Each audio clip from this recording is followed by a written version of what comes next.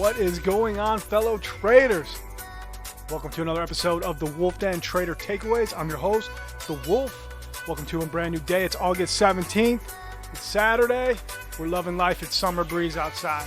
But we're going to go over August 16th. It's trades. We had two trades, RKDA and that fetal float, PSTV. I took a beating on PSTV on the dash simulation trading. Just going to go ahead and roll right into executions. Rebecca, thank you so much. So let's start off with RKDA. Now, unless you guys have been living under a rock, you guys understand this thing's been running. Here's a 5-day 5-minute. Here's a 10-day 15-minute chart looking at the entire front side push. So, excuse me. August 13th, after hours, we had a potential high, and then we have a 40% retracement right here. Nice sell-off and a nice low close, and then again, just day one, day two off the retracement, back to new highs. Now, I'm looking at the amount of volume right here on this new high right here. This is substantial volume, a lot of manipulation. This algo has just been destructive. We've been trading it since day one. We've been extracting realized profit from this front side move right here, and we're working a short core average. Our average right now is 720, and we have a majority, as I've been saying, if you've seen any of our trader takeaways, we have a majority of our liquidity or our targets at $5. So we really want to see, you can see tier 1 volume consolidation, tier 2 was the majority of where the volume is deposited, and then tier 3 right here. So we have a majority of our targets or our liquidity where we want to get filled at, correct, right here above tier 1. So we're really looking, and 462 is substantial to us, so we're looking for, for 520 down to 450 is probably where we have about 60% targets. This whole entire push, we have a 430 point of control right here, as you can see. And that's with that, let's just go ahead and hop over to executions. So this algo it's a squeeze algo. This algo likes to squeeze, two, as I said in the room, it'll pump two levels. So if I'm going to put out fills, I caught this one beautifully here at 849 against our 846 line, as we just saw right here. Here's my levels. This is what I'm looking for when I catch fills. So if I'm expecting this algo to squeeze, I want to go up maybe one or even two levels normally. So the second and the third level is where I'm going to try to project a fantasy fill and try to stay on top of the squeeze. So we're working a 720 core, and we're trying to scalp the intraday order flow to pad the wallet, and this has been working successfully. We've been green realized the entire move since August 9th. And now we're finally coming back down to our average, so we're excited about that. This was a learning experience for us, but we put on some nice size here at 849, and we're just waiting this one out. So we've been watching this algo, trading alongside this algo for a week. It feels like 2 weeks. I mean, we get to know we understand its personality. And I'm just taking targets here based off of the higher time frame targets and the front side volume deposits. I'm taking profit at 750, and then again at 690, and at the bell at 665. So I took off 100% of this 850 ad, and then I unloaded about an additional 25% of this. So I took off 125% of this target. So basically I unloaded off some of the core. I'm just starting to unload the core in the green, which is exciting times. But this algo, I mean, you guys have seen this. You guys have watched it right here. These are some more fantasy orders. I kept this this is the time that I put the orders in, right around 1 o'clock. So I'm projecting, level 1 right here, like 765, 770, and then the second level up, right? Because this thing likes to squeeze and base and trap more shorts and then squeeze again. So this is where I was trying to catch, similar to how I caught this right here. That's just how I've been playing it. If I don't get filled, oh well, let's just let this thing fade. But we're trying. We have targets down below, and we have potentially we have liquidity above overhead. So we're trying to play this both ways, but we're ready for this thing to fade. This was a nice profitable day right here. And RKDA, you can tell when they turn this algo on in the after hours. This thing's printing 22, 25, sometimes 17,000 1-minute candles in the after hours, and it's just not doing that. So I don't know if they're going to flip the switch tomorrow or Monday. Today's Saturday. I don't know if they're going to flip the switch Saturday, what their plans are, but we're going to continue to trade that. And with that, now let's go over to 400K stock that was just through the roof yesterday, PSTV. Now we were talking about this pre-market, and I was saying that the stock float is too small to be shorting, in my opinion. I did trade it on the Dash Trader simulation. Let's just go ahead, change this as well.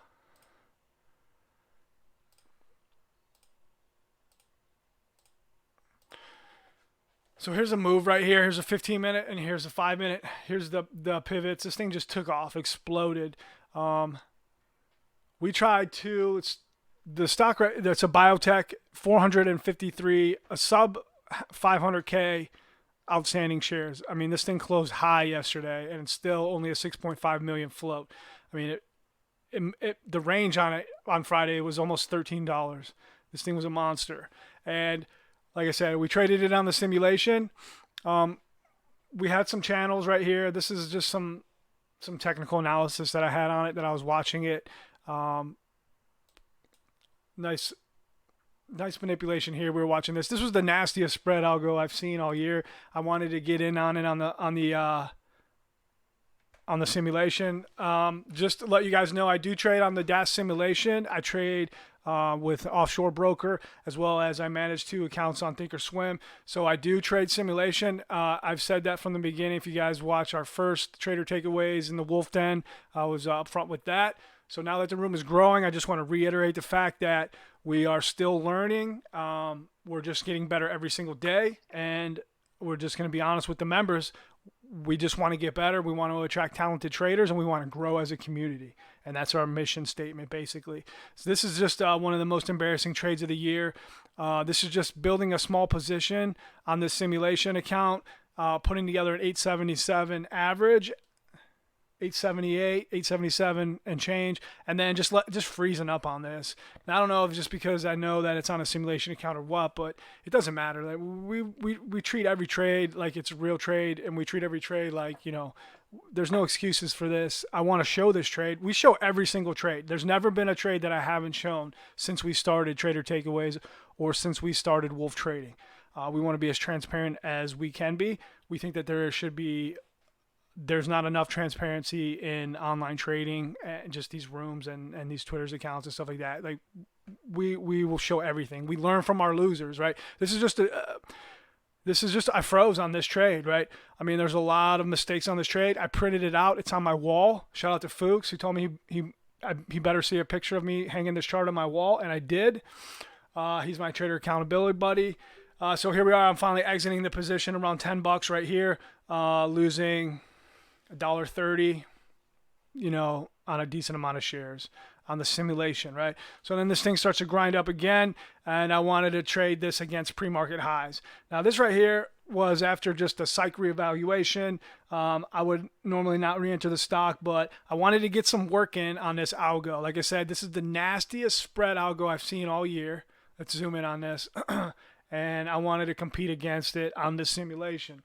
So here we go. I'm starting to build a position at 225, taking a direct cut, right? I'm just taking a shot at it with a fast cut. Now there's 20, 30 cent spreads. At times up here, I saw $1.50. I remember I saw 14 on the best bid and 15 on the best bid and $16.50 on the best offer. I saw up to $1.50 spread on this, especially during this dollar consolidation that I was trading this channel.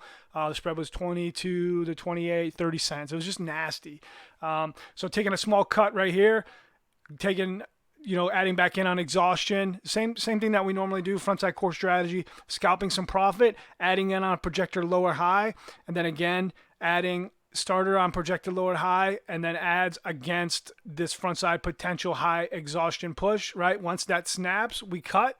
There's slippage on everything here. Everything was slipped against us. Now this is another error right here, coming in way too early against this. If I'm going to do that outside of a play, I need to cut immediately right here. And then I do get my ads on, and then I'm cutting. We come back down. I try to add against this projected high of day, against this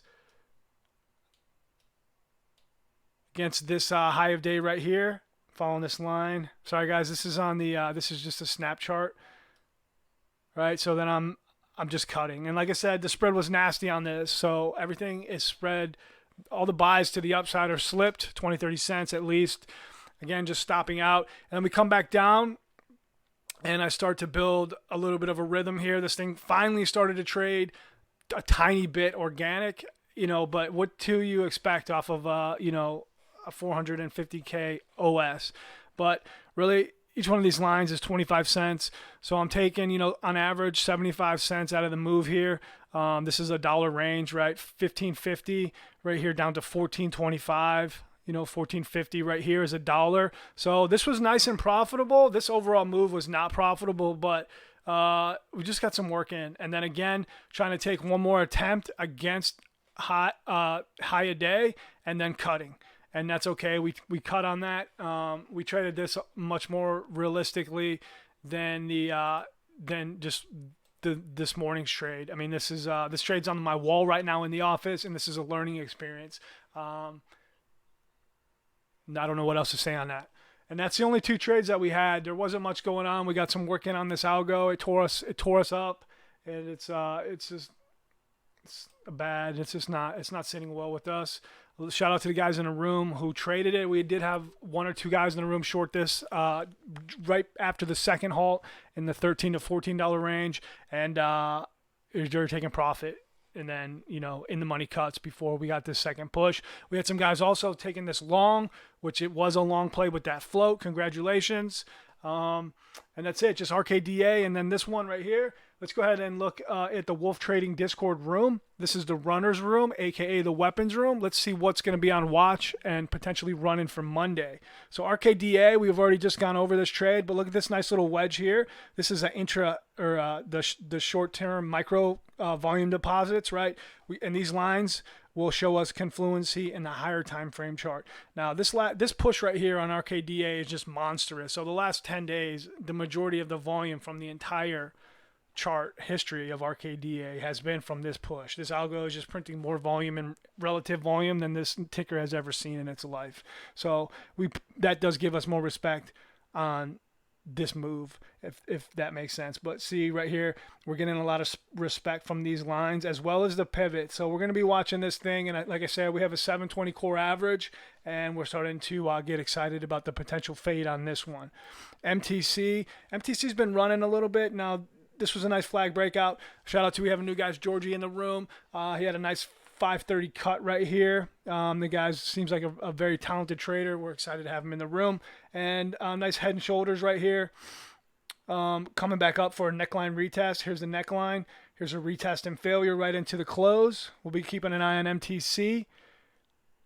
SMSI. Now we traded SMSI, had a nice move a few weeks back, I believe, and we've had an eye on the 650 line. There's still not any liquidity in it, but we have it on watch because there's still range on it, and I still think there's potential. NVAX, this is day 3. This is some agenda move in our opinion. Look at the volume spikes right here.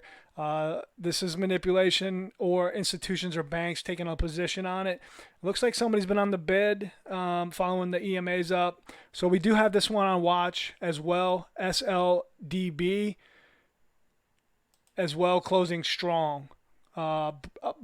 Breaking out from a higher time frame LVN right here and sitting on top of it, and then someone's buying the offer in the after hours. So that interests us.